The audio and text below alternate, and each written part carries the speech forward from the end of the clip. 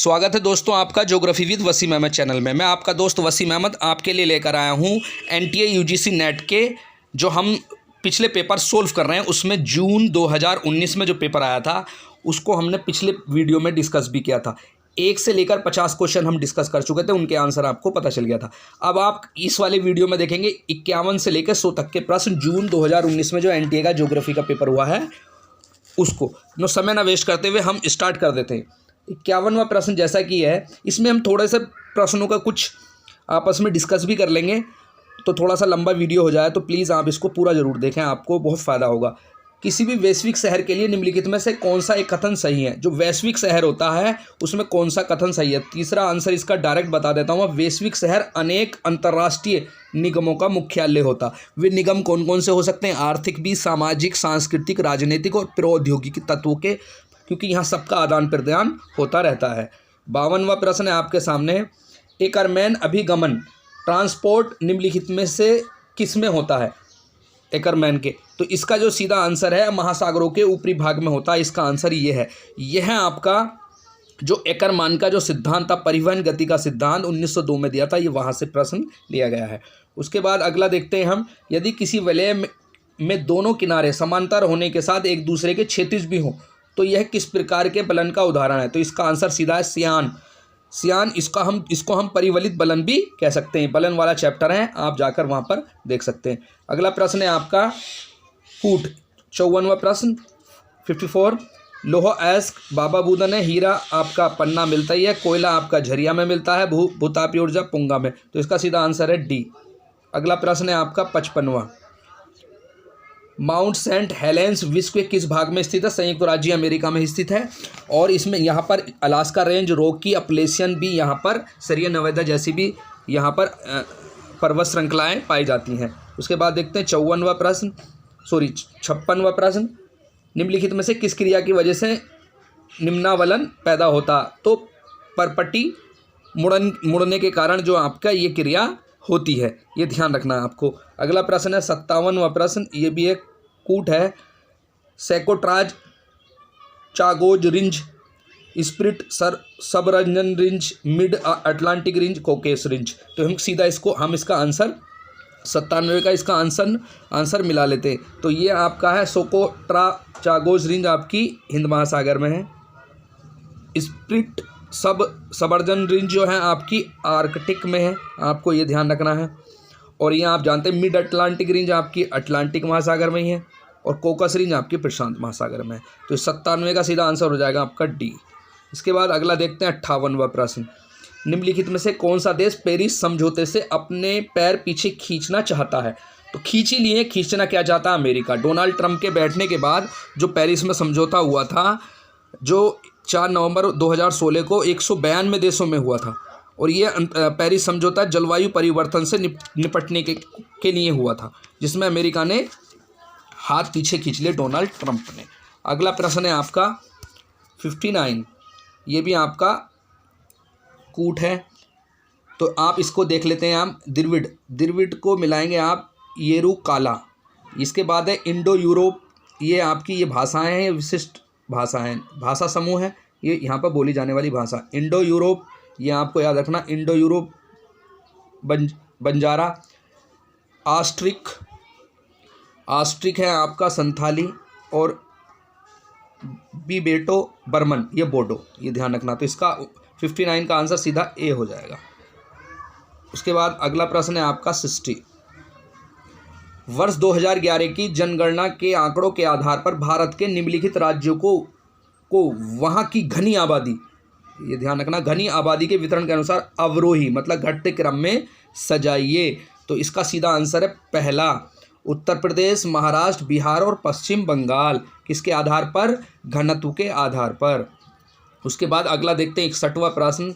किसी स्थान के मध्य तापमान और इसके अक्षांश के मध्य तापमान के अंतर को क्या कहा जाता है?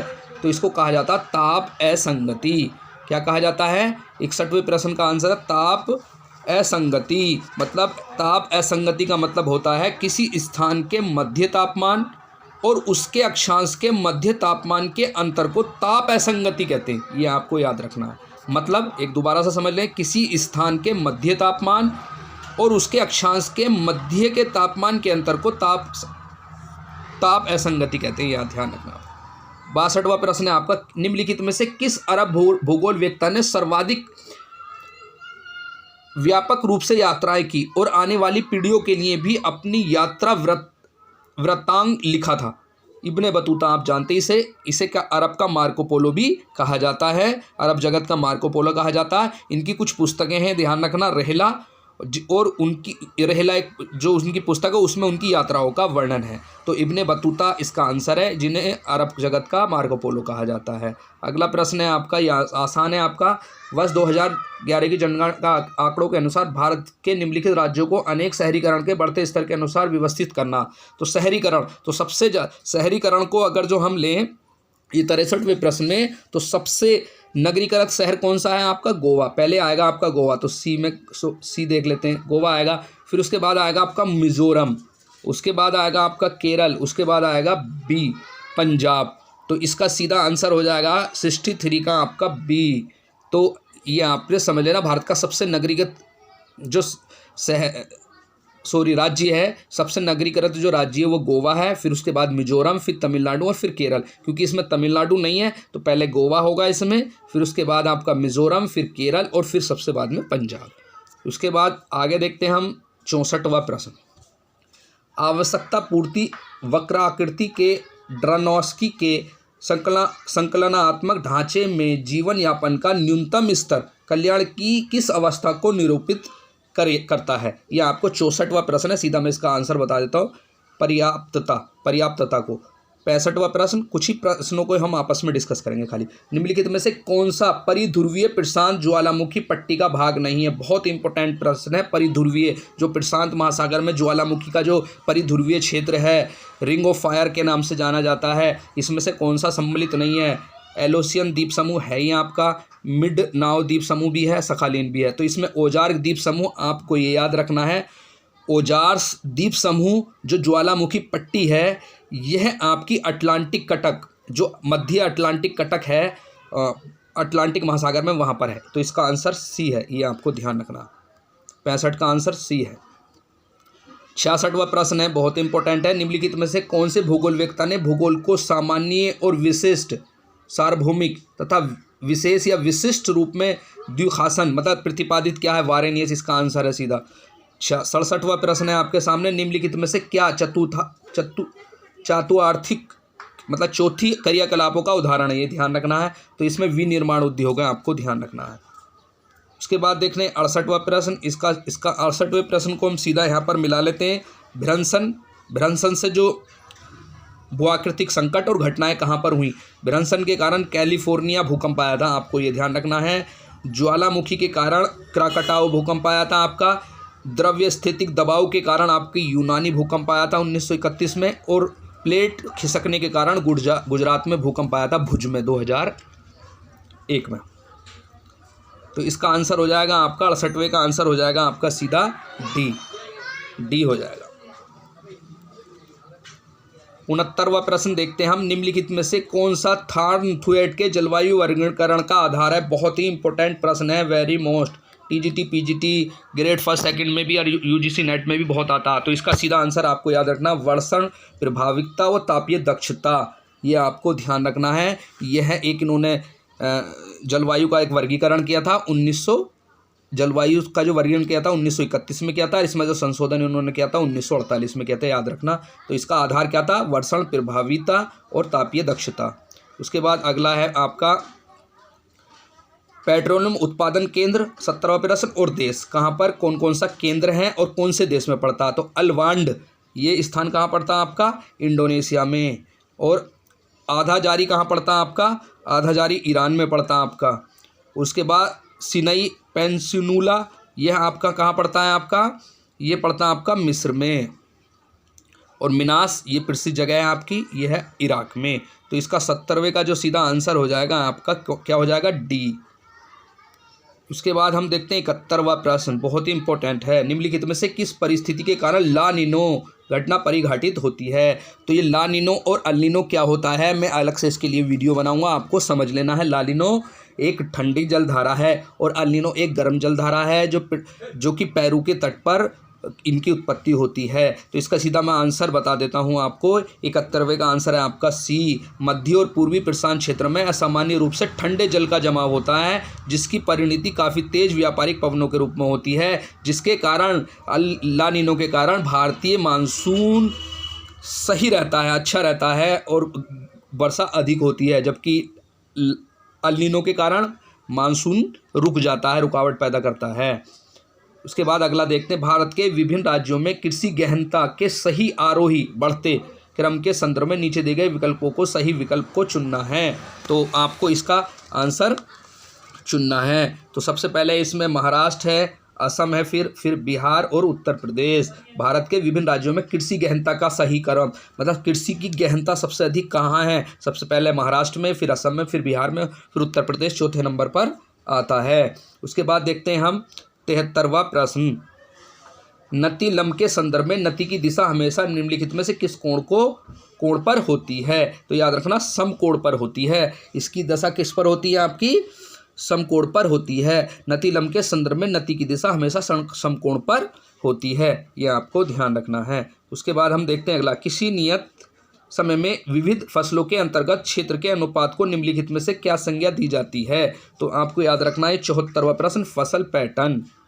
उसके बाद 75वां प्रश्न बहुत इंपॉर्टेंट है, निम्नलिखित में से कौन सा भारत में मतदाता के मतदान रुख के लिए अपेक्षाकृत कम महत्वपूर्ण है? तो इसका सीधा याद है आपका उम्मीदवार की शिक्षा, बाकी सब महत्वपूर्ण हैं आज के राजनीति में।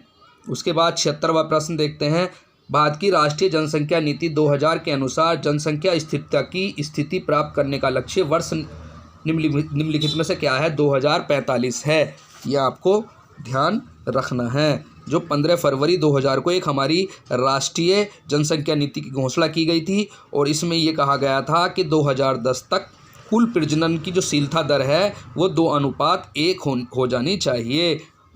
2.1 करने का अनुमान लगाया गया था और यह इसका जो लक्ष्य रखा गया था 2045।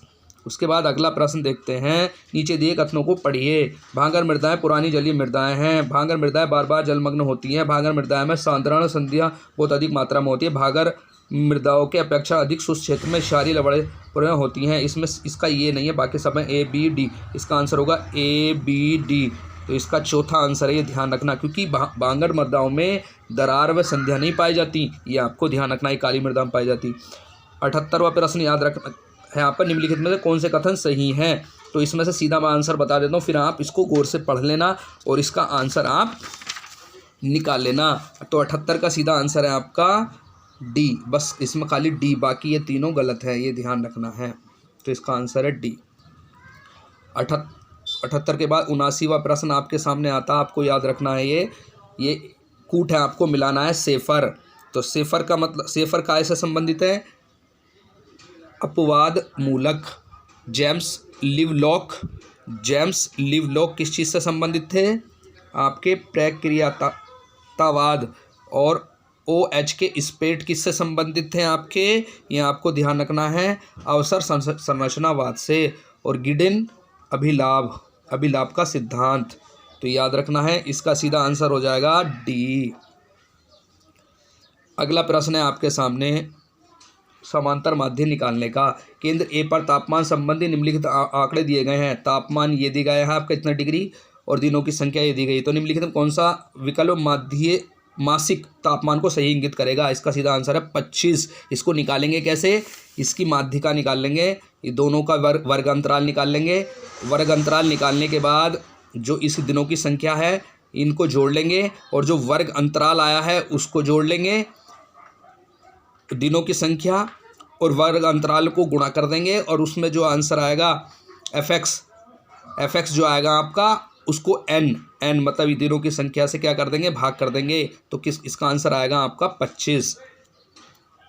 81वां प्रश्न है आपका, किसी भी वायवीय फोटोग्राफ के संबंध में जलोढ़ पंखा और विसर्पों की पहचान करने के बिंब निर्वचन के निम्नलिखित में से कौन सा तत्व सर्वाधिक उपयुक्त होता है? तो आपको याद रखना है 81 का आंसर है आपका आकृति महत्वपूर्ण होती है।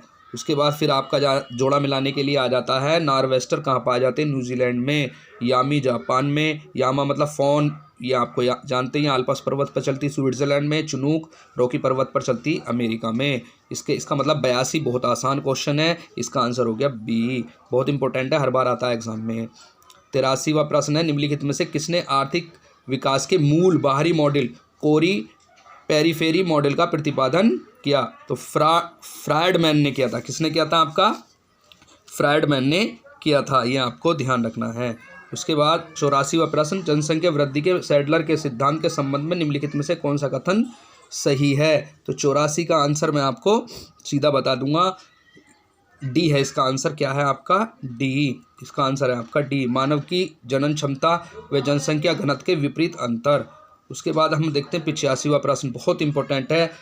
डी WLC के समस्त विश्व को कितने प्रकार के कृषि प्रदेशों में विभाजित किया है? 13 में किया। आपको ध्यान रखना, बहुत ही एग्जामों में पूछा जा चुका। इन्होंने यह जो विश्व को कृषि प्रदेशों में जो विभाजित किया था 1936 में किया था, ये आपको ध्यान रखना, 1936 में। 86वां प्रश्न आपके सामने है, Berlin centre of future research द्वारा प्रयुक्त जीवन की गुणवत्ता के निम्नलिखित संघटकों को अवरोही मान के अनुसार व्यवस्थित कीजिए। तो इसका आंसर है, आप में सीधा सबसे पहले होता है आपका, सबसे पहले आ जाता है आपका मानसिक, फिर उसके बाद आपके क्या आता है? मानसिक के बाद आ जाता है आपका शारीरिक, फिर उसके बाद शारीरिक, फिर उसके बाद आता है आपका आध्यात्मिक, और फिर लास्ट में आता है सांसारिक। तो सीधा इसका 86 का आंसर हो जाएगा आपका सी। बी पहले आएगा, ए फिर उसके बाद डी और फिर उसके बाद सी। सांसारिक बाद में होता है, ये ध्यान रखना है। 87वां प्रश्न का फिर जोड़ा मिलाना है, बहुत आसान है। एपी कल्चर मधुमक्खी से, और आपकी अलेरी कल्चर आपकी ओलेरी कल्चर आपकी रसोई साग से, और पोमोलॉजी आपकी कैसे आपकी फल से, और विटीकल्चर अंगूर से, ये ध्यान रखना है। तो 87 का सीधा आंसर आपका हो जाएगा सी। 88वां प्रश्न बहुत ही इंपॉर्टेंट है, अल मसूदी ने निम्नलिखित में से कौन सी पुस्तक नहीं लिखी? तो किताब मुराज अल दहाब, ये भी लिखी है इन्होंने। किताब अखबार अल जमान, ये भी लिखी है। किताब अल औसात, ये भी इन्होंने लिखी है। तो कौन सी नहीं लिखी? इसका आंसर हो जाएगा आपका अल कानून अल मसूदी। अल कानून अल मसूदी किसने लिखी थी? बरूनी ने लिखी थी। और किसने लिखी थी? अल कानून अल मसूदी आपकी लिखी थी अल बरूनी ने। और अल मसूदी की और कौन कौन सी पुस्तकें हैं? The vestiges of the past, अतर अल बखिया, तारीखुल हिंद, किताब अल जमाहिर और किताब अल सैयदना। ये बाकी तीनों ये किताब भी किसने लिखी थी? आपकी अल मसूदी ने। 89वां प्रश्न है आपका, लाभप्रदता के स्थानीय राज्य, ये सीधा इसका आंसर मैं आपको बता देता हूँ, वीनुमा, इसको पढ़ लेना आप। 90वां प्रश्न आपको देख लेते हैं, आपका झूम में स्थानांतरण कृषियों के नाम और उनके प्रदेश। आप जानते हैं स्थानांतरण कृषि किसे कहते हैं? जो कृषि जो कृषि पहाड़ी क्षेत्रों में ज़्यादातर की जाती है, ज़्यादातर उत्तर पूर्व के भारत के पहाड़ी क्षेत्रों में की जाती है। जब झाड़ी झंकाड़ों को जलाकर या साफ कर जो जनजातीय लोगों द्वारा कृषि की जाती है, उसको झूमिंग कृषि या स्थानांतरण कृषि कहते हैं। तो कहाँ पर झूमिंग कृषि को किस नाम से जाना जाता है? तो झूम कहाँ कहते हैं? उत्तर पूर्वी भारत में झूम कहते हैं आपका, ये आपको ध्यान रखना है। कुमारी कहते हैं आपकी झूम, कहाँ कहते हैं? आपके पश्चिमी घाट की पहाड़ियों पर। बत्रा कहाँ कहते हैं? आपका दक्षिण पूर्वी राजस्थान में। और पेडू कहाँ कहा जाता? आंध्र प्रदेश में। तो ये पेडू वाला आपको ध्यान रखना है। स्थानांतरित कृषि का नाम कहाँ पर है? आंध्र प्रदेश में।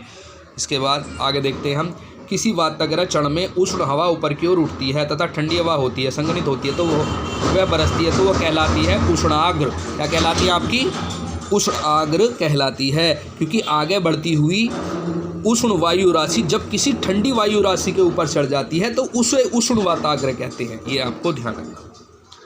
92वां प्रश्न है, एप्रेड के अनुसार किसी उद्योग की अवस्थिति निम्नलिखित में से किस सिद्धांत में गहनतापूर्वक संबंध रखती है? तो आपको ये याद रखना है, 92 का आंसर है आपका व्यवहार परक सिद्धांत के अंतर्गत होती है। इसमें न्यूनतम लागत का जो सिद्धांत है, याद रखना, ये अल्फ्रेड वेबर का है, ये आपको ध्यान रखना। इसका आंसर हो जाएगा आपका डी है इसका आंसर। इसके बाद 93वां प्रश्न है कथन, अभिकथन व तर्क। सिंधु गंगा का मैदान विश्व के अधिक घनत्व वाले क्षेत्रों में है। ये बिल्कुल सही बात है। सिंधु गंगा के मैदान भाग के पास उर्वरक जमीन में पर्याप्त जल है। ये बिल्कुल सही है, तो इसका पहला ही आंसर ठीक हो जाएगा। ए आर दोनों सही है, आर ए की सही व्याख्या है, ये ध्यान रखना। उसके बाद 94वां प्रश्न देखते हैं, निम्नलिखित कथनों पर वायु संगहित गुणों के संबंध में विचार कीजिए। तो इसका मैं सीधा आंसर बता देता हूँ आपको। 94 का आंसर है आपका, इसमें 94 का आंसर आपका हो जाएगा ए। 94 का आंसर हो जाएगा सी आंसर होगा। पहले आपका आएगा बी, फिर आएगा सी और फिर आएगा इसके बाद डी। इसका मतलब ये इसमें नहीं है। उसके बाद देखते हैं 95वां प्रश्न, बहुत इंपॉर्टेंट प्रश्न है, आसान है। जम्मू कश्मीर के निम्नलिखित हिमालयी क्षेत्रों के समुद्र तल से औसत ऊंचाई के संबंध में अवरोही क्रम घटता क्रम बताना आपको। तो सबसे ऊंचा कौन सा है आपको? काराकोरम, फिर उसके बाद लद्दाख, फिर जास्कर और फिर पीर पंजाल। ये आप जानते हैं, ये जम्मू कश्मीर पाई जाने वाली पर्वत श्रेणियाँ हैं। 96वां प्रश्न, निम्नलिखित में से कौन सी नदी भारत के पठारी भाग को मालवा और दक्कन के पठार में विभाजित करती है? नर्मदा, सीधा आंसर है इसका। 97वां प्रश्न है आपके सामने, निम्नलिखित में से कौन सा राष्ट्र समूह सार्क का सहभागी सदस्य नहीं है? जो सार्क देशों का एक संगठन है जिसको दक्षिणी एशियाई सहयोग संगठन के नाम से जाना जाता है, ये उस सार्क संगठन की बात की जा रही है। दक्षिण पूर्वी एशिया के देश इसमें सम्मिलित हैं। सार्क की फुल फॉर्म होती है आपकी south Asian association of regional cooperation. इसमें 8 देश सम्मिलित हैं। इसकी जो स्थापना हुई थी 8 दिसंबर 1985 को की गई थी। आपसी सहयोग और संगठन के लिए, एक दूसरे के सहयोग के लिए, आपसी आपदा में सहयोग करने के लिए इसकी स्थापना की गई थी। तो इसका आंसर है, इसमें 8 देश सम्मिलित हैं, आपको दिखना। तो इनमें सब में से कौन से देश सम्मिलित हैं याद रखना, अफगानिस्तान, भूटान, मालदीव, ये इसका आंसर है। बाकी ये वाले आपस में देख लेना, ये इसका आंसर नहीं है, क्योंकि इसमें श्रीलंका, मलेशिया है ही नहीं। भारत, भूटान, मॉरिशस नहीं है। बांग्लादेश, मालदीव है तो मोजाम्बिक नहीं है। अफगानिस्तान, भूटान, मालदीव इसमें है। तो कब की गई थी इसकी सार्क की स्थापना? 8 दिसंबर 1985 को। इसका जो मुख्यालय है काठमांडू, नेपाल की राजधानी में। 8 देश सम्मिलित हैं इसमें। 8 देश कौन कौन से, मैं नाम बता देता हूँ एक बार। भारत है, श्रीलंका है, पाकिस्तान है, भूटान है, नेपाल है, मालदीव है, अफगानिस्तान है और बांग्लादेश है।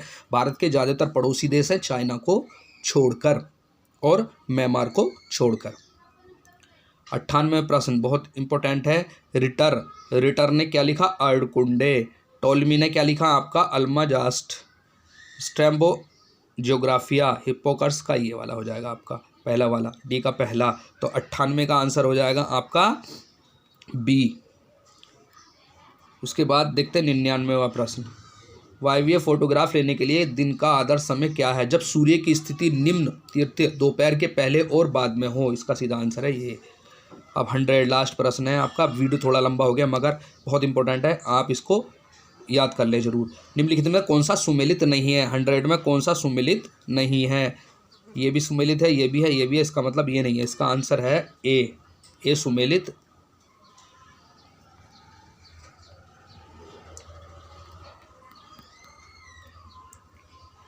थोड़ा सा वीडियो जूम होने की वजह से हो गया गड़बड़, कोई बात नहीं है। मैं 100 प्रश्न पर ले जाता हूँ फिर दोबारा से आपको। ये 100 प्रश्न की बात कर रहे थे। ये निम्नलिखित में कौन सा सुमेलित नहीं है? तो इसमें MD सैडलर ये सुमेलित नहीं है। Economic theories of population growth ये इसमें सम्मिलित नहीं है। ये सैडलर जो थे आपके क्या थे? ये आपके ब्रिटिश भूगोलवेत्ता थे। इन्होंने लॉ ऑफ पॉपुलेशन नामक पुस्तक का प्रतिपादन किया था। लॉ ऑफ पॉपुलेशन नामक पुस्तक का प्रतिपादन किया था। प्लीज़ आप चैनल को सब्सक्राइब शेयर जरूर करें। मिलते हैं हम अगले वीडियो में। जय हिंद, जय भारत।